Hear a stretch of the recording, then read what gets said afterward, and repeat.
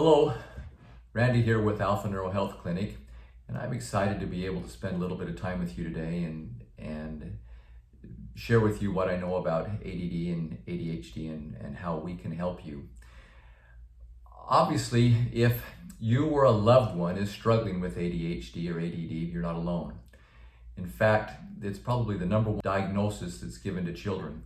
I read somewhere that about 11% of the kids are diagnosed with ADHD sometime in their life, and that was according to the CDC. Many times those individuals with ADD struggle with being impatient, being impulsive, forgetting things, having a lack of focus, or conversely being hyper-focused. They do a lot of daydreaming. They're very forgetful. They have problems following instructions. Those are just a few, and the list goes on and on. But what this list doesn't show is the heartache and frustration felt by those that are affected by ADHD. Yeah, ADHD is a behavioral disorder, but what does that mean? In mild cases, the child fidgets, doesn't do homework, doesn't remember there is homework, can't focus on anything with the exception of video games, and gives all the appearances of being lazy or careless. In serious cases, the child is so disruptive that they are unwelcome in many places, birthday parties or holiday get-togethers or family get-togethers or even school sometimes. And that's all because of something that they can't control. It hurts to realize the truth for some of these kids. The mission at Alpha Neuro Health Clinic is to make a positive change in the lives of children, youth, and adults through a holistic approach to mental health. Our commitment is to enhance, educate, and better the lives of our clients and families. One of the tools that we employ to achieve this is neurofeedback. Neurofeedback is helping people of all ages and abilities improve their levels of concentration, achieve their potential, and help people recovering from head injuries using a drug-free, non-invasive, state-of-the-art technology to train the brain. For many, neurofeedback has only recently been discovered, but it's been around for decades. Over the course of years, literally thousands of research studies have been done that have proven neurofeedback's power in addressing a variety of disorders ranging from anxiety, PTSD, ADD, ADHD, addictions, depression, and more. Neurofeedback addresses the problems of brain dysregulation. These include the anxiety and depression networks. There's the attention networks. There's behavior disorders. There's sleep disorders. There's emotional disturbances. Just as an example, a person with ADHD many times, or a head injury, or even those with developmental disabilities, tend to have excessive slow wave activity in the brain, excessive slow brain waves. And I'll show you what those are in a minute here as we go into the therapy room. But they generally have an overabundance of delta or theta brain waves within their brain. This high amount of slow wave activity, especially in that executive function or in that executive or prefrontal cortex of the brain, usually makes it difficult to control attention, behavior, and or emotions. Such persons generally have problems with concentration, memory, controlling their impulses and moods, and being hyperactive. They have problems focusing and exhibit diminished intellectual efficiency. So, you might feel that you have ADD or ADHD, or you know that you do, or you are a loved one that does. We would like to invite you to come in, and I'll invite you here a little bit later on to come in and visit with us. But right now, I'd like to take you in the other room, into one of our training rooms, and show you what it is that we do and how it can help. A lot of you know what an EKG is. An EKG measures the electrical activity of the heart. What we do in the clinic is we do an EEG. So we measure the electrical activity of the brain. Now, in our brains, there's 100 billion neural connections up there in all of our brains. And a neural connection basically is just when there's two neurons, how they communicate is through an electrical gap. And so you have a couple of neurons, and the way that they communicate is this electrical gap is how they shoot this electrical signal back and forth. Now, I'm not able to measure one neural connection, but when I get 1 million plus of these neurons, all firing at the same frequency. That becomes a brain wave, and that I can measure. So we put a special cap on your head that listens to that electrical activity, just like a doctor, very similar to what a doctor does when he puts a stethoscope on your chest and listens to your heartbeat. We put a cap on your head and we listen to that electrical activity that's coming out of your head. So the first thing that we do when you come into the therapy room is we have a special cap that I was telling you about that we put on your head. And you can see this cap. I mean, there's 19 channels, 19 different sensors on this cap. And I don't know if you can see along the back, but there's these 19 different channels and sensors that are on this cap. And you can touch these. They're not going to draw blood. They don't poke you. But they are the tool that we utilize to help listen to that electrical activity as it comes out of your brain. They're very, very sensitive. There's amplifiers that help us to analyze and see and record what's going on. So this is an actual copy of an EEG of a client that we've worked with. So as you look at this, this is a 19 channel EEG. You can see all the different channels over here. And this is measuring the electrical activity that's coming out of this individual's head in live time. And then what you have over here on the right side are his delta brain waves, his theta brain waves, his alpha brain waves, and his beta brain waves that are going on second by second within his head. Now, a lot of you might know what these brain waves mean, and some of you might not. Let's just go over these really quick. Delta brain waves are more of a brain wave that's produced. It's a low frequency brain wave. It's a brain wave that's produced when you're asleep. There's a lot of delta brain waves going on in your head when you're sleeping. And then you have a theta brain wave, which I like to call more of a daydreamy, la-la land type brain wave. I've heard people say that it's sort of that theta state is when you're, when you're waking up in the morning and you're not really awake, but you're not really asleep, but you are aware of what's going on around you. That's sort of a theta brain wave state. And then you have alpha brain waves, which are produced when you're alert and attentive and very calm. And then beta brain waves are produced when you're actively engaged in something. And you have low beta brain waves and you have high beta brain waves.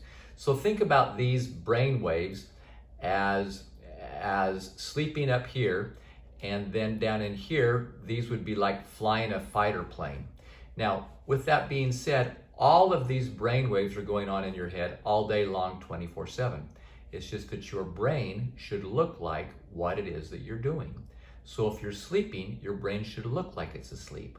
Or if you're flying a plane, your brain should look like it's flying a plane. You don't want to have a brain that is supposed to be sleeping, but it looks like it's flying a plane. And you don't want to have a brain, or you don't want to be flying a plane with a brain that looks like it's trying to sleep. Does that make sense? So we want our brains to look like what it is that we're doing when we're doing it.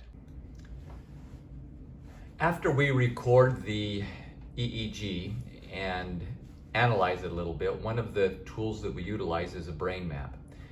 What we're looking at here is an individual's brain map.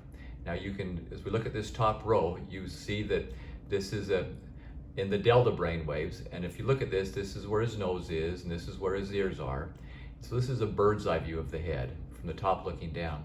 And as you look at this, you can see that the delta brain waves are a little bit too slow, too many of them up in that front part of his head. And you can see where there's some delta brain waves a little bit too high. And in his case, especially in that theta area of his brain, that daydreamy la-la land area, you can see that he's got an awful lot of that daydreaminess going on in that front part of his brain. And that is very classic of an individual who has ADD or ADHD. That front part of their brain, that prefrontal cortex is there's just too many theta brain waves going on, too many of those daydreamy type brain waves going on. So our job is to help to minimize that daydreamy brain wave, that theta brain wave, and bring up the alpha brain waves that need to be brought up and normalize things out. I'll show you what that looks like here in a minute. After we record the EEG and look at the brain map, we then have a tool that allows us to see a little bit more in depth into the brain as far as areas of the brain that are out of balance. So what we're looking at here is this is a bird's eye view of this individual's head again. So his nose is going to be over here and his ears are going to be over here. This is this is a looking at the brain from the left side looking in. So there's this individual's eyeball socket. And this is looking at the brain from the back of the head looking forward. And then we have this little skull face with the brain in it that we can look at and say, okay, this area that's right over here that's all red, that's up in this area, you can see where that matches up on this individual's head. So as we're looking at this particular individual, I'm going to get rid of this for right now. You can see that we can scroll through and look at the brain and what's going on within the brain and areas of the brain that might be out of balance, but I'm going to get rid of that because we don't need it right now. So what we're looking at here is we're looking at the delta brain waves. This is that low sleepy type brainwave that we were talking about. Let's just scroll through this a little bit. And as we scroll through this particular individual, you can see that there's a lot of that delta brainwave that's going on up in that front part of his head. You know, you can see where his eyes are, but up in that front part of the head. And you can see that as we keep scrolling through there, that now we're getting into that theta brainwave that we were talking about. You can see how he has a lot more theta brainwaves. He has a lot more of that slow wave activity, a lot more delta and theta brainwaves going on in his head than what he's supposed to have with what he was trying to do. You see that right there up in that front part? These theta brainwaves, they're just too active. There's too many of them. What we would like to see is a map that was all gray. You can see in this particular case, and this individual did have ADD, and he was coming to us for ADD because he needed help. He needed help in school. He was a college student, in fact.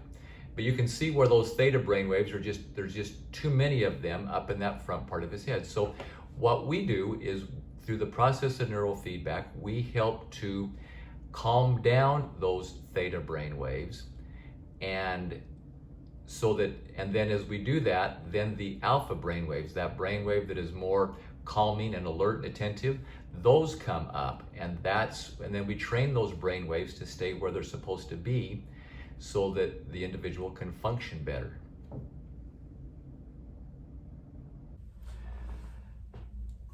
Now, after we do all of this analysis and find out the areas of the brain that might be out of balance compared to an average person's brain of their same age, after you do all that analysis and find out, let's say in this case, that prefrontal cortex, that front part of the brain is like I've said earlier, there's an excessive amount of slow wave activity going on in that front part of the brain, and so they're always in this daydreamy state. What we do with the neurofeedback is, after we make this analysis and we've figured out what's going on and the areas of the brain that need to be worked on, we bring the individual in and we'll put the cap, or we'll hook them back up to the neurofeedback equipment. We have various types of neurofeedback equipment here within the office, and we utilize all of them based off of the needs of the client. But we hook them up, and what we're going to do is we're going to reward the brain when we catch the brain doing what it is that we want it to do. If we want the brain to stay within a medium level, well, if it's always activated and too high, in this case that those slow brain waves, or there's too many of them that are too high, well, when the brain learns to, or when we catch the brain with those brain waves in this area versus up here, then when they're down here, we reward the brain through a positive reinforcement that this is where it needs to stay. And instead of being up here, the brain learns to stay down here in this normal area, because it gets rewarded when it's in this normal area. And we train the brain to stay within the normal realms of a average person's brain. It's such a simple premise that you just reward your brain for doing what it's supposed to be doing. And when it's not doing what it's supposed to be doing, it doesn't get that reward. And so that's the whole premise of neurofeedback. Now, there's been a lot of things that you've learned today with us. And I know many of you are excited and would like to come in and visit with me a little bit more. I would invite you to give us a call at 574-5590, and let's set up a free consultation for you and your loved ones, and we'll bring you into the office and we'll go through everything that I just went through with you on a personal level and show you and what it is that we see, and explain to you how we can help you in the future. So please get back in touch with us, and I look forward to seeing you in the future. Thank you so much.